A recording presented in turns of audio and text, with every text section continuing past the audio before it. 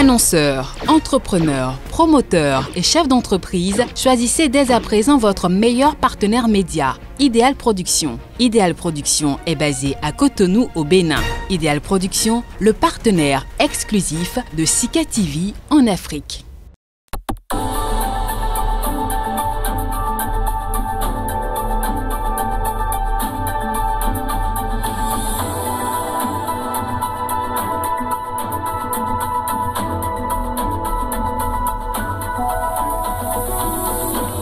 Et bienvenue dans ce journal de l'économie. Au terme de la récolte cotonnière 2020-2021, le Burkina Faso a enregistré un volume de plus de 470 000 tonnes, une légère hausse par rapport à la production 2019-2020.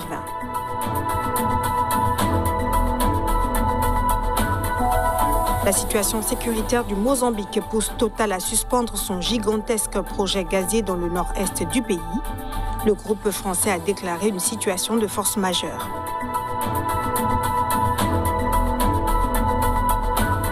Enquête contre le patron d'une plateforme turque de crypto-monnaie soupçonnée de vol. Farouk Fatih Ozer aurait fui à l'étranger avec les avoirs de ses clients qui s'élèvent à 2 milliards de dollars.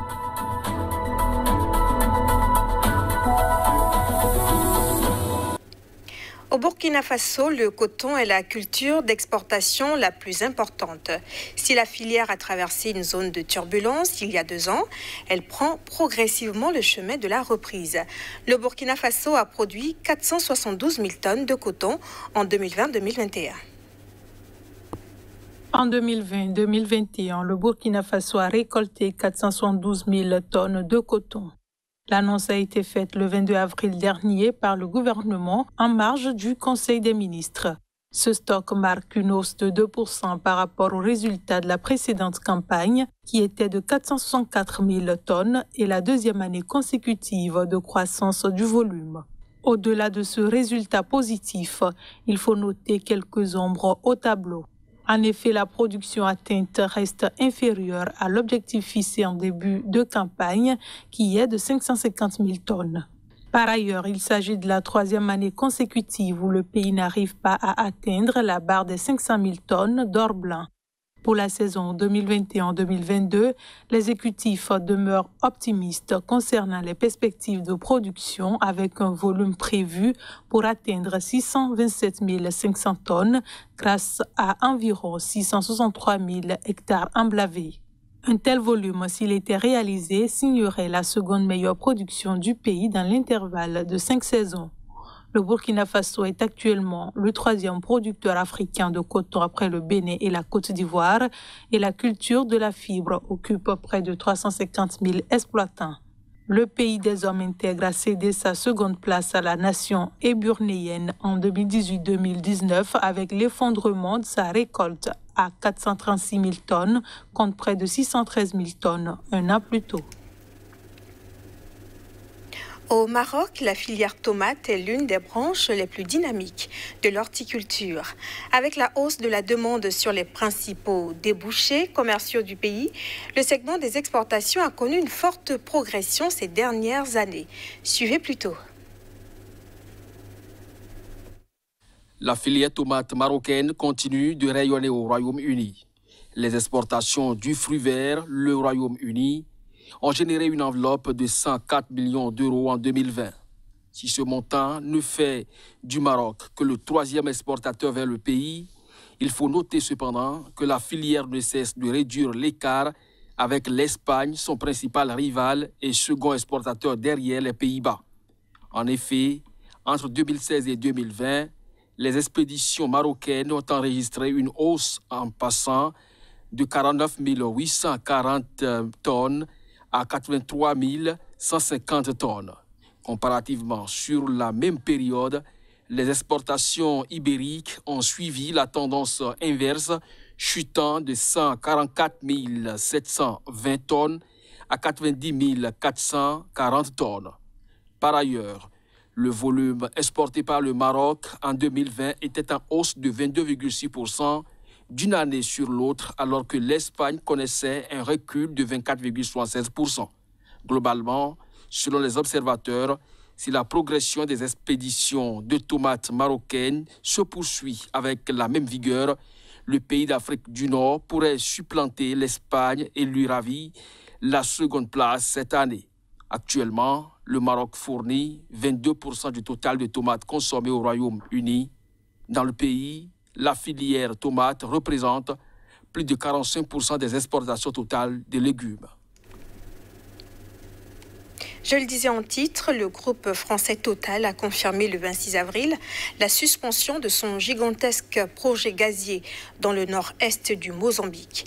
Le projet avait été interrompu après une attaque djihadiste début avril. Le groupe a indiqué dans un communiqué avoir déclaré une situation de force majeure. Précision. Compte tenu de l'évolution de la situation sécuritaire dans le nord de la province du Cabo Delgado au Mozambique, Total confirme le retrait de l'ensemble du personnel du projet Mozambique LNG du site d'Afungi. Cette situation conduit Total, en tant qu'opérateur du projet Mozambique LNG, à déclarer la force majeure. C'est ce qu'on peut lire dans un communiqué publié le 26 avril par le groupe pétrolier et gazier français. Cette notion juridique est invoquée lorsque des conditions exceptionnelles empêchent la poursuite d'un chantier et l'exécution des contrats qui y sont liés. La principale organisation patronale du Mozambique avait déjà fait part le 21 avril de la suspension de contrats passés par Total avec au moins 2 sociétés de construction. Le groupe français a mis à l'arrêt début avril ce chantier à plusieurs milliards d'euros qui doit voir naître un immense complexe de gaz naturel liquéfié. Quelques jours auparavant, le 24 mars, des groupes armés avaient attaqué la ville portuaire proche de Palma, faisant des dizaines de morts. Le raid avait été revendiqué par le groupe État islamique. Le projet représente un investissement total de 20 milliards. Le FMI, le Fonds monétaire international, a annoncé en début de semaine ses prévisions de croissance pour le Botswana. L'institution s'attend à une reprise avec une croissance du PIB de 8%, malgré une deuxième vague du coronavirus signalée dans le pays. La croissance de 8,3% du Botswana en 2021 sera tirée par un fort rebond de l'activité minière, l'assouplissement des mesures préventives de la pandémie et l'augmentation de salaires dans le public selon le Fonds monétaire international. Les positions budgétaires et extérieures devraient se renforcer progressivement avec des termes de l'échange favorables. Cependant, note l'institution financière internationale, l'incertitude est élevée et les risques sont dominés par l'évolution de la pandémie et le déploiement des vaccins au Botswana et dans le monde et les revenus des diamants inférieurs aux attentes. D'après le chef de mission de l'Organisation pour le Botswana, le pays est entré dans la crise de la COVID-19 avec des tampons plus importants et une dette publique plus faible que les autres pays d'Afrique subsaharienne, mais nettement moins que par le passé. Le responsable a ajouté que le Botswana était aux prises avec des défis structurels, des chocs extérieurs négatifs persistants et des retards dans l'ajustement qui ont entraîné un affaiblissement des réserves internationales et de la situation budgétaire dans un contexte de chômage élevé. Par ailleurs, l'Organisation monétaire internationale recommande aux autorités d'appliquer l'ajustement prévu dans le projet de budget pour l'exercice 2021-2022 sans plus de retard. Dans le scénario de référence, indique-t-elle, le rythme et l'ampleur envisagée de l'assainissement et la modification de la composition des dépenses sont appropriées. Les crypto-monnaies font toujours parler d'elles. Les monnaies digitales ont gagné en popularité et leurs prix ont grimpé ces dernières semaines. Mais selon plusieurs analystes, elles pourraient faire bientôt l'objet d'une répression de la part des autorités méfiantes. Et c'est déjà le cas en Turquie et d'autres États pourraient faire de même. Reportage. L'État turc a annoncé l'interdiction de l'utilisation des crypto-monnaies comme moyen de paiement à partir du 30 avril. La décision vise spécifiquement les transactions et paiements de biens et services en monnaie digitale. Cette interdiction intervient alors que la monnaie du pays a été confrontée à une importante pression de vente extérieure. La lire a plongé sur le marché d'échange après le licenciement par le président Erdogan du dirigeant de la Banque centrale. De nombreuses personnes se sont tournées vers la crypto-monnaie comme moyen de paiement alternatif. Les raisons évoquées pour justifier la décision sont, entre autres, l'incapacité du gouvernement à assurer une surveillance et un contrôle efficace des cryptos.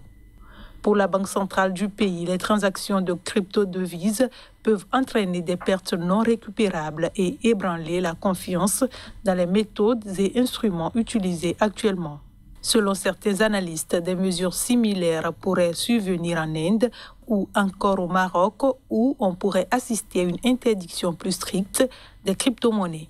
Le royaume chérifien a interdit les transactions effectuées avec des cryptos depuis 2017, mais cela n'a pas eu raison de la popularité du Bitcoin dans le pays.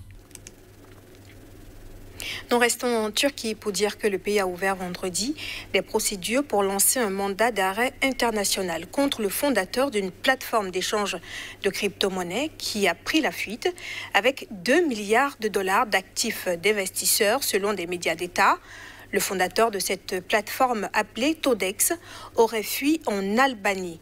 La police a arrêté des suspects lors de raids menés vendredi dans 8 villes, dont Istanbul, où est basée la plateforme.